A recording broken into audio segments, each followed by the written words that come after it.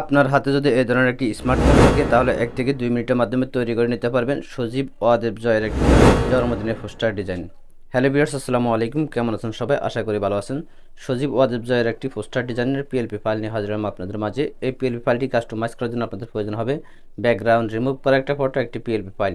ভিডিওটা সম্পূর্ণ দেখে সাইটটি সংখ্যার পাসওয়ার্ড সংগ্রহ করে প্রথমে পিএলপি ফাইলটি ডাউনলোড করে নিন। আর এই পিএলপি ফাইলটি কাস্টমাইজ করার জন্য আপনাদের প্রয়োজন হবে একটি পিক্সেল অ্যাপ্লিকেশন।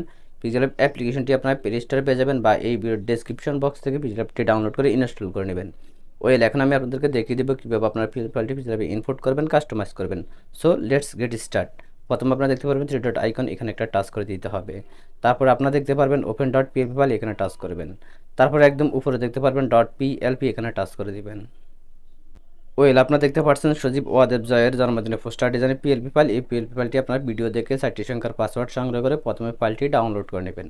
তারপর ফাইলটির মধ্যে টাচ করে দিবেন। তারপর আপনারা এখানে দুটি অপশন দেখতে পারবেন, একটা হচ্ছে ওপেন অ্যান্ড অ্যাড, একটা হচ্ছে ওপেন অনলি। আপনারা চাইলে যে কোনো অপশনে টাচ করতে পারেন। তো আমি এখান থেকে ওপেন অনলি।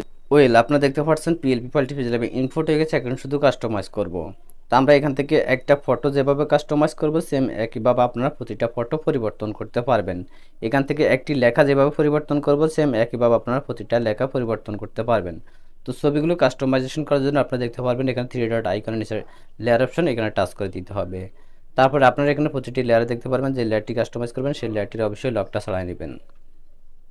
তো প্রথমে আমি এখান থেকে ওই ছবিটা পরিবর্তন করব, এই জন্য এখানে একটা লক আইকন দেখতে পাচ্ছেন, এখানে টাচ করে দিব। তারপর আমরা আবার লেয়ার অপশনে টাচ করব, তারপর ফটোটার মধ্যে টাচ করে দিব। তারপরে আমরা দেখতে পারবো পিক্সেল অ্যাপের নিচে একটা অপশন দেওয়া আছে, আমরা এই অপশনটার মধ্যে টাচ করে দিব।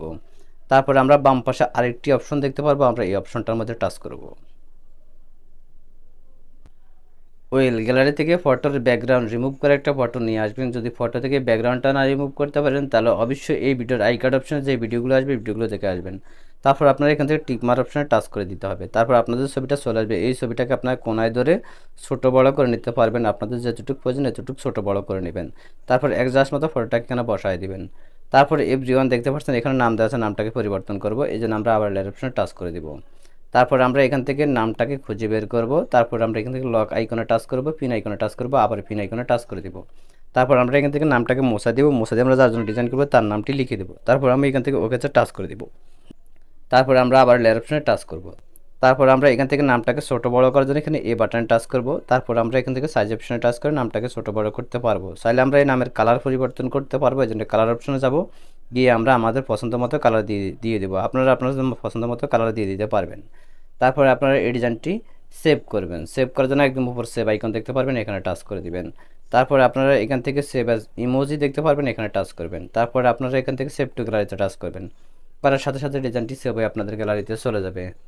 তো আজকের মতো ভিডিওটা এই পর্যন্ত। যদি ভিডিওটা আপনাদের কাছে ভালো লেগে থাকে তাহলে অবশ্যই একটা লাইক, একটা কমেন্ট, আর আপনি যদি আমার চ্যানেলে নতুন দর্শক হয়ে থাকেন তাহলে অবশ্যই চ্যানেলটি সাবস্ক্রাইব করে রাখবেন। আর এই ডিজাইনটি করতে আপনার যদি কোথাও কোনো সমস্যা হয়ে থাকে তাহলে অবশ্যই আপনারা আমাদের টেলিগ্রাম গ্রুপ, হোয়াটসঅ্যাপ গ্রুপে জয়েন্ট হয়ে আপনাদের সমস্যাগুলো সমাধান করে দেবেন। ধন্যবাদ সবাইকে। আল্লাহ হাফেজ।